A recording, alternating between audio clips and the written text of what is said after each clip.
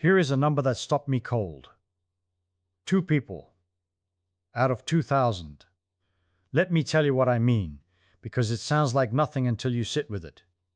Somebody rounded up 2,002 people, everybody between 51 and 80 years old, and asked each of them to do one plain silly thing. Sit down on the floor. No chair, no cushion, no cheating. Then stand back up and use as few hands and knees along the way as you can manage. That's the whole test. You either fall down and pop back up like a jackknife, or you plant a palm, drop a knee, grab the coffee table, and haul yourself vertical like a man climbing out of a swimming pool. Then the doctors went away and they waited. 6 years more or less. And when they came back and counted, the people who had needed all the hands and all the knees and the wall and the furniture were 5 to 6 times more likely to have died than the people who just went down and came back up clean. And out of everybody who scored a perfect 10, everybody who did it with no support at all, almost nobody had died. 2 people out of 2,000. Now hold that in your head, because I want to show you something it does to the imagination. Picture 2 women. Both of them are 85 years old. Say they live on the same street. Say, just to make it maddening, they were born on the very same day. One of them still lives alone. She waters her tomatoes on the back step. She climbs a flight of stairs every single night to go to bed and thinks nothing of it. The other one has not left the assisted living home in 3 years, and when there are stairs, her daughter does them for her. Same age. Same weather, same water, roughly the same genes handed down from roughly the same kind of ancestors. So I want to ask you a question, and I want you to feel how strange it is that the question even has an answer. What is the actual, physical, measurable thing sitting in the gap between those 2 women? Not luck. Not, well, some people are just lucky. Not it's all in the genes, because we are going to see that it mostly is not. Something you could, in principle, put a number on before breakfast, with no laboratory. That is the mystery, and I'm going to treat it like a mystery, because that's what it is. We are detectives now, you and we have a gap between 2 women, and we are going to figure out what lives in that gap. And here is the part that delights me. To crack it, we do not start with medicine. We start with talk. We start with the same physics you'd use to figure out why a ladder slips or why a spinning top doesn't fall over. But not yet. First, more clues. Because one number is a coincidence, it takes a pile of them before you're allowed to say you've found something. So here is the second clue, and this one is even simpler than sitting on the floor. Stand up. Now lift one foot and rest the top of that free foot against the back of your other calf and let your arms hang at your sides and just stand there. On one leg. Don't grab anything. Now hold it for 10 seconds. That's all. 10 seconds. You get 3 tries on each foot, so nobody's disqualified for a single wobble. 10 seconds on one leg. Some doctors did exactly this over in Brazil, and they followed 1,702 people to see what would come of it. These were adults, 51 to 75, average age around 61, most of them men. They started in February of 2009, and they kept watching all the way to December of 2020. Call it a 7-year look at each person, on average. And what they found is the kind of thing that makes you put the paper down and stare out the window. The people who could not hold that 10-second one-legged stand had an 84% higher risk of dying from any cause at all than the people who could. 84% from standing on one leg, from a test that costs nothing, needs no machine, and is over before your coffee is cool. Now I want to be honest with you, the way a good detective is honest, because the first thing a smart person does when they hear that is reach for the easy explanation. And the easy explanation is sitting right there, practically waving at us. You're already thinking it. Well, of course, older people fall over. Older people die. This isn't a discovery, it's just a fancy way of measuring how old somebody is. The clock is doing all the work, and the one-legged stand is just reading the clock. And I have to admit, At first, the numbers seem to agree with you. Watch how they climb. Among the people 51 to 55, only about 5 out of 100 failed the balance test. Bump up to 56 through 60, about 8 out of 100. 61 to 65, now you're up to roughly 18 out of 100. 66 to 70, 37 out of 100. And in the oldest group, 71 to 75, more than half of them, about 54 out of 100, couldn't do it. So there it is, plain as anything. The older you get, the more likely you are to topple. The test just measures age. Case closed. Let's all go home. Except. And in a good detective story, there is always an except, and you can usually hear it coming a mile off, like a train in the fog. Except that inside every single one of those age groups, some people passed and some people failed.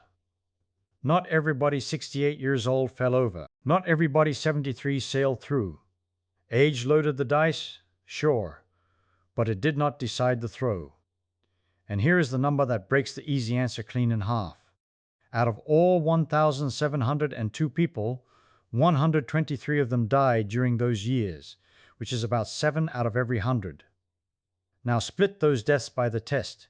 Among the people who had failed the balance test, 17.5 out of every 100 had died. Among the people who passed it, 4.5 out of every 100. Same span of years. Same range of ages folded into both groups. Passing or failing that one silly stand on one leg went along with the difference between 4.5 and 17.5. That is not the clock talking. If it were only the clock, the balance test would tell you nothing you didn't already know from a birthday cake. But it tells you more. It's reading something the calendar can't see. So we throw out the first suspect. It's just age is a red herring and a tempting one, and we are done with it. Age is in the room, I won't pretend it isn't. But age is not the murderer. There is a second thing hiding here, something that rides along underneath the years, something that two people born on the very same day can have in wildly different amounts. And whatever it is, it shows up when you stand on one leg, and it shows up when you fall down onto the floor and try to get back up, and it lets a doctor with a stopwatch and no laboratory make a better guess about your next 10 years than you might think any human being has a right to make. Now, what would a real detective do at this point? He would not fall in love with his first clue. Two tests that both happen to involve legs and floors and getting yourself up off the ground, well, of course they agree with each other. Maybe they're both just measuring, can this person operate their own legs, and maybe that's the whole story, and maybe it's a small story. A good detective goes looking for a clue that has no business agreeing with the others, a clue from a completely different part of the body. A clue that, if it lines up anyway, tells you you've stopped measuring legs and started measuring something deeper, something that runs through the whole machine. So let me take you very far from the floor and the one-legged stand. Let me take you all the way up to your hand, to a handshake, because it turns out there is a clue hiding in how hard you can squeeze, and when I first understood what that clue predicts, I genuinely did not believe it, and I want to walk you into it slowly, the way it happened to me, so you feel the same jolt. But before the hand, I owe you the deeper thing about these two leg tests, because there is a reason they work that has nothing to do with legs and everything to do with a quantity most people have never once thought about measuring in themselves. It is not how strong you are. It is something else, something faster, and it is quietly leaving the building years before your strength does. Keep that in the back of your mind, that word faster, because when we finally corner our suspect near the end, faster is going to turn out to be the whole game. But I'm getting ahead of the evidence. Let's go to the hand. So here is the hand. A grip, a plain squeeze, the sort of thing you do 100 times a day without a single thought. Somebody had the wild idea to put a spring gauge in the hands of a great crowd of people all across the world, 17 countries worth, and just ask them to squeeze as hard as they could. And then, being patient, they waited. They watched who was still alive years later and who was not.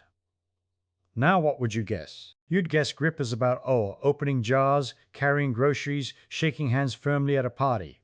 A little party trick of the forearm. That is what I would have guessed. And I would have been wrong in the most spectacular way. Here is the number that stopped me cold. For every 5 kilograms of grip strength a person had lost, their risk of dying from any cause at all went up by 16%. 16. And the risk of dying from heart trouble specifically went up by 17%. Think about that. The hand does not pump blood. The hand has nothing to do with the heart, not directly. And yet the strength in that hand foretold heart, death better than the thing the doctor straps to your arm and pumps up and frowns at. The grip predicted death better than your blood pressure, better than the number everybody worries about. I want you to sit in that for a moment, because it is genuinely strange. Why on earth should how hard you can squeeze a metal handle tell you more about the fate of your heart than the pressure of the blood inside your own arteries? That makes no sense at all if you think grip is about the hand. It only starts to make sense when you suspect that grip is not about the hand, that the hand is a little window, a gauge you can read off the outside that is quietly reporting on something happening everywhere inside, all at once, in every muscle and every nerve you own. The hand is an honest witness testifying about a body it barely knows. Hold that thought, because now I want to make you walk across the room. Just walk. Ordinary pace, the pace you'd use going to answer the door. Nothing athletic, nothing to prove. And while you do it, somebody with a stopwatch is measuring how many meters you cover each second. It is the least dramatic measurement imaginable. And they have taken to calling it the sixth vital sign. You know the others. The pulse, the breath, the temperature, the blood pressure, the oxygen. And now, apparently, the speed at which an old fellow ambles down a hallway. Why would anybody dignify a stroll with a name like that? Because of what it does. If your comfortable walking speed drops below about 0.8 of a meter per second, the trouble starts stacking up behind you like traffic behind a slow truck. More disability, more trips to the hospital, more cognitive decline, the mind fading along with the stride, and more death. Drop below 0.6 of a meter per second, and they call it severe. But here is the part with the real bite in it. A slowing of just 1/10 of a meter per second, a change so small you would never feel it, so small you'd swear nothing had changed at all, that little slackening in your pace goes along with a 12% jump in the risk of dying. 1/10 of a meter per second. That is the difference between catching the elevator and just missing it, and nature is keeping score on it. So look at what is spread out on the table now. We have 4 clues, and they look like they were pulled from 4 completely different drawers. A wobble on one leg, getting up off the floor, a squeeze of the hand, a stroll across the room. If I handed those 4 tests to a room full of clever people and asked what they had in common, most would shrug and say, well, old people do all of them worse. That is true. It is also useless. It is the answer that explains everything and therefore explains nothing. Because here is what nags at me, and it should nag at you. These are not the same muscle. The hand and the calf and the thigh and the whole walking machine, these are different parts, run by different nerves doing different jobs. If aging just wore down muscle like sandpaper wears down wood evenly everywhere, then sure, everything would get a little worse together and none of these tests would tell you anything the others didn't. But that is not what the numbers say. The numbers say each of these little tests carries real predictive weight of its own, which means they are all peeking at the same hidden thing through 4 different keyholes. And it is not simply being old, and it is not simply being weak. So what is it? Let's be proper detectives and rule out the obvious suspect. The obvious suspect is muscle mass. Big muscles, strong body, long life, small muscles, weak body, short life. Clean, simple, and wrong. Because when the careful people measured both things in the same aging bodies year after year, they found that muscle performance, what the muscle can actually do, was draining away about 3 times faster than the muscle mass itself. 3 times. The meat on the bone was still mostly there. The size fooled you. But the ability had slipped out the back door long before the size did. Now that is a wonderful clue, because it splits our suspect in 2. It tells us the thing we're chasing is not how much muscle you have. It is a quality of that muscle, a capability that fades on its own schedule.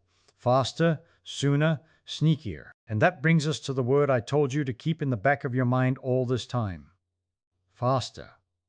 Here is the thing your muscles are quietly losing. It is not strength, it is power. And in physics, those are not the same word wearing two coats. They are genuinely different quantities, and the difference is the whole solution to our mystery, so let me make it plain. Strength is how much force you can produce, never mind how long it takes. You could push against a wall with tremendous force for a full minute, slow and grinding, and that is strength. Power is force multiplied by speed. It is force delivered quickly. It is not can you push hard, it is can you push hard right now in a fraction of a second before the moment is gone. A weightlifter grinding up a heavy bar shows you strength. A cat exploding off the floor shows you power. Same force maybe, but the cat delivers it in a blink. And that blink is everything. And when the researchers went looking for which one mattered more for the ordinary business of staying independent, power won, and it wasn't close. In a big study of older people, the ones with low power in their legs had 2 to 3 times the risk of their mobility falling apart. And when they asked which number best predicted whether you could rise from a chair or climb a flight of stairs, it was power, not strength. The correlation with power was strong. The correlation with plain strength was noticeably weaker. Power was the better fortune teller by a wide margin. Now do you feel the whole case swing around and click into place? Go back to the floor. Getting up off the ground is not a slow grind. Your body has to generate a burst of force and get your center of mass moving upward before gravity wins the argument. That is power. Go back to the one-legged stand. Staying balanced is not standing still. It is 1,000 tiny fast corrections. Catch the sway, catch it, and every catch is a quick little shove of force delivered right on time. That is power. Go back to the walk. Every step is a small controlled fall that you must arrest and relaunch quickly or you stumble. Power again. And even the grip, that honest witness, is reporting on the same underlying vitality of muscle and nerve firing together, fast and clean. Every clue on the table was measuring the same thing. Not how strong you are, how fast you can be strong. That is the suspect. That is who we have been chasing. And the cruel joke of it is that power leaves years before strength does, quietly on cat feet, while you are still congratulating yourself that you can lift the same heavy box you always could. You can lift it. You just can't lift it fast anymore. And it is the fast that keeps you upright when the rug slips. So now the mystery has a shape, but a good detective is never satisfied with the name of the culprit. You want to know how it works. You want the mechanism. Why should a burst of quick force be the very thing that decides whether an 85-year-old lives alone in her own kitchen or cannot? For that I have to take you underneath the muscle entirely, down to something cleaner and older than biology, down to the physics of just standing up without falling over.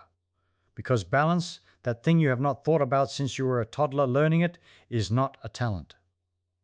It is a problem in rotation. It is torque and center of mass, the same arithmetic that decides whether a stack of blocks stays up or topples, and it happens to be a subject I have spent a good deal of my life turning over. So let me stand our wobbly friend on one leg again, and this time let us look at the forces. Picture her balanced on that one leg. Gravity is pulling straight down on every ounce of her, and you can bundle all of that pulling into a single arrow through one special spot, the center of mass somewhere behind the navel. Pushing back up through the sole of her foot is the ground, and that push has to travel through the little patch of floor her foot covers, the base of support. Now here is the whole secret of not falling, and it is nothing but bookkeeping about rotation. If the downward arrow through her center of mass lines up over that patch of foot, the twisting effects cancel. The net torque is zero, she does not tip. But let her center of mass drift a finger's width past the edge of that foot, and suddenly gravity has a lever arm. It starts to rotate her. There is a turning force now, a torque, and unless she does something in a hurry, that torque wins and the floor comes up to meet her. So what does the body do? It has two tricks, and both are pure mechanics. The first is to lean and press with the ankle, to slide that patch of push around under her, keeping the ground's force lined up beneath the falling center of mass. That is torque at the ankle, a quiet little motor working every second you stand, whether you notice it or not. The second trick is stranger and more beautiful. When the ankle is not enough, she throws her arms, she swings the free leg, she pitches the trunk.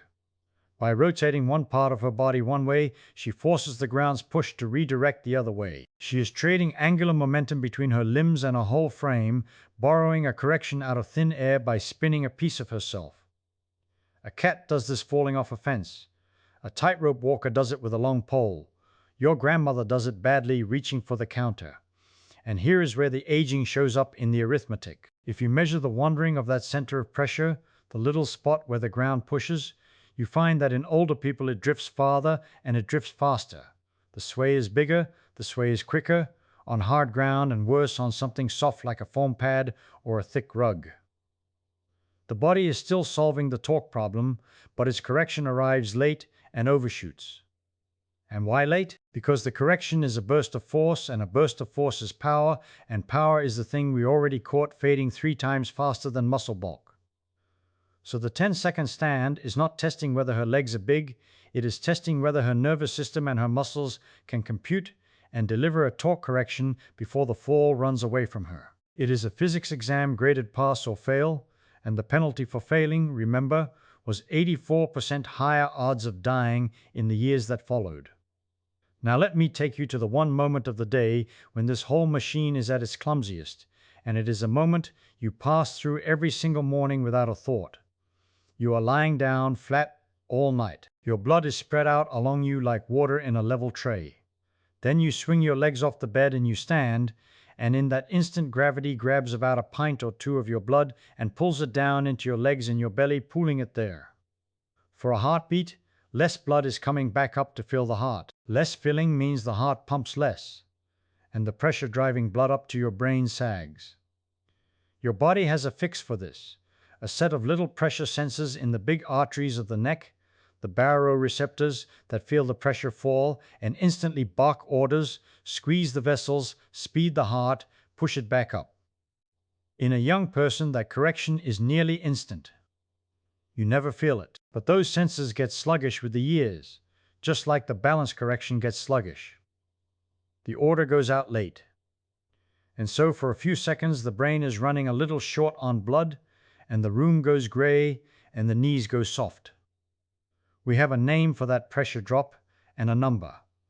If the top pressure falls by 20 and the bottom by 10 when you stand, that is orthostatic hypertension. It touches about 1 in 10 people over 60 and closer to 3 in 10 past 65. And here is the detail that matters for our whole story. It is worse in the morning. In one accounting, it showed up in nearly 40% of morning readings, more than in the evening. So the very moment you are weakest at the pressure game is the same moment you are weakest at the balance game, first thing at the edge of the bed. 2 sluggish reflexes stacked. That is why the oldest, plainest advice, stand up slowly in the morning, is not fussiness. It is you buying your baroreceptors the extra second or 2 they now need to catch the falling pressure before it drops you. So the detective closes the notebook. Every clue pointed at one culprit and one accomplice. The culprit is power, fast force, the burst you can deliver in a fraction of a second. The accomplice is timing, reflexes that fire late in a body that has stopped practicing them. The balance test, the floor rise, the grip, the walking pace, all 4 were sniffing out the same missing quickness from 4 directions. And the loveliest part, the part that makes this worth your morning, is that quickness is trainable, and it does not take much. There was a trial at the Penn State College of Medicine, 97 people, average age 74, and all they were asked to do was 4 minutes a day. 30 seconds of push-ups against a wall or the floor. 30 seconds of standing up out of a chair and sitting back down. 30 seconds of pulling, a rowing motion. 30 seconds of stepping up and down on a stair. Little rest between, 4 minutes. 12 weeks, and more than 8 in 10 of them actually stuck with it, which tells you it was not misery. Look at what 4 minutes bought them. In half a minute they could stand out of a chair more than 4 extra times. They held that one-legged stance 3.5 seconds longer, and 3.5 seconds is enormous when the whole test is only 10, and the time it took them to rise from sitting dropped by more than 2 seconds. Now walk it back through the case with me, because this is the satisfying part. The chair stands, That is your sit-to-stand test turned into training, and it is pure leg power. Force times how fast you deliver it, the exact quantity we found fading first. The one-legged improvement, that is the torque correction machine getting its speed back, the ankle motor and the arm swing trade learning to fire on time. The pushing and the pulling feed the grip and the whole body strength that outpredicted blood pressure across 17 countries. And a body that can stand fast and balance fast is a body that walks faster, and every extra tenth of a meter per second you claw back on your walking pace was worth 12% of your mortality risk running the other way. 4 exercises, 4 clues, 1 quiet quantity being rebuilt underneath all of them. So think again about our 2 people turning 85. The one alone in her own kitchen and the one who cannot manage it. When I set them in front of you at the start, it looked like fate, like luck, like the roll of some genetic dice you never got to see. It is not. The thing that separates them is a physical quantity. It has units. It can be measured on a Tuesday morning with a chair and a stopwatch and a clear patch of floor. And a quantity you can measure is a quantity you can change, a little each day, the way you would practice any small hard problem until your hands know the answer. That is the whole of it. Independence at 85 is not a gift handed down or withheld. It is torque you kept, and force you kept quick, and reflexes you refused to let go quiet. Tomorrow, at the edge of your bed, you get to work the problem again.